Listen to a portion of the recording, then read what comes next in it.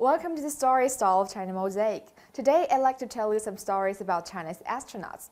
Recently, the Shenzhou 15 manned spacecraft was successfully launched into space.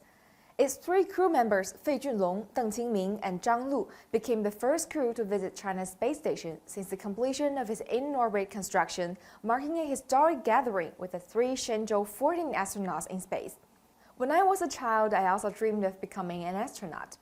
I once even made a small toy spaceship out of cardboard simply because I wanted to fly to the space and see the stars. Although my childhood dream didn't come true, this has never prevented me from being fascinated by those star-chasing stories. What's it like to pursue a dream for over 20 years but always end up disappointed? Having failed to become a crew member for the Shenzhou 9, 10, and 11 spacecraft, Deng Qingming served as a backup for a total of 24 years and 10 months. While he received the same amount and standard of training, Deng's career prior to Shenzhou 15 had been a mixture of expectation and disappointment. After years of patiently waiting, Deng was finally selected as a crew member.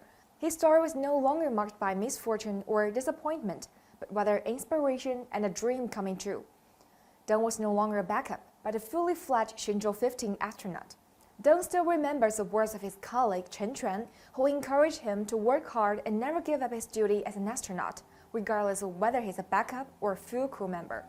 Unlike Shenzhou 15, whose crew consists of a veteran team with an average age of 53, Shenzhou 14 has the youngest crew in history.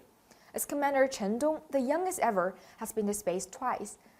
He has recently become the first Chinese astronaut to spend more than 200 days in orbit.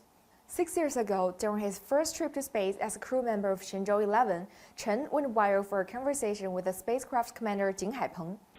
Wow, 漂亮，爽不爽？特别漂亮，我说你爽不爽？爽。Despite being some 400 kilometers above Earth, we can still feel his excitement and strong sense of pride. When Chen Dong was selected as a crew member again 6 years later, he said, 6 years ago, I expected to fly into space, but this time I wanted to go even more. The feeling is that simple. There are many more stories about technonauts, such as the first Chinese astronaut Yang Liwei, astronaut mom Liu Yang. The list goes on. There is no need to ask whether China's space program is worth it. These technonauts themselves are the best answers. The sky is high and the land is boundless. I cannot but feel the immensity of the universe. Sun, moon shed rays, and stars infinite rays. These lines from ancient Chinese literature have moved generations of Chinese space workers who have never stopped exploring and striving for progress. But then again, with the development of spacecraft, the time when ordinary people can also venture into space may be just around the corner. Thank you for watching. I'm Xu Yi in Beijing.